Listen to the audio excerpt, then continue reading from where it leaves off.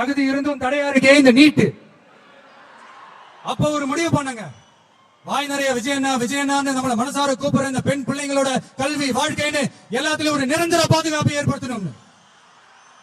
இனிமே கவலைப்படாதீங்க, உங்க மகன், உங்க அண்ணன், உங்க தம்பி, உங்க தோழன், உங்க விஜய். அனிதா மரணத்தன்னைக்கு நானும் போயிருக்காங்க.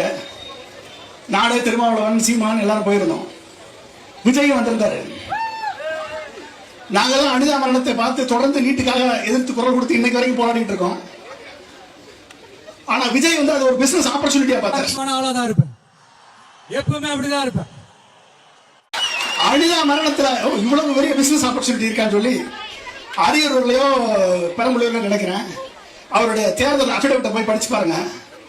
அதுல கோச்சிங் சென்டர்ல investor Vijay, okay, mister Joseph Vijay இன்வெஸ்டரா இருக்கக்கூடிய கோச்சிங் சென்டர் 50,000 கோடி பிசினஸ்ல ஒன் ஆஃப் த இன்வெஸ்டரா இருக்கக்கூடிய மிஸ்டர் ஜோசப் விஜய் அவர்கள் எப்படி நீட்டுக்காக மாணவர்களுக்கு மேல நிற்பார். நம்மளுடைய தமிழகத்துடைய குரல், எங்கள் முதலமைச்சருடைய குரல், தமிழக வெற்றி கழகத்தினுடைய குரல், தமிழ்நாட்டு மக்களுடைய குரல், தமிழக இளைஞர்களுடைய குரல் ஒட்டுமொத்தமாக நீட்டை அபாலிஷ் பண்ணணும், நீட்டை நீக்கணும், பேன் செய்யணும்.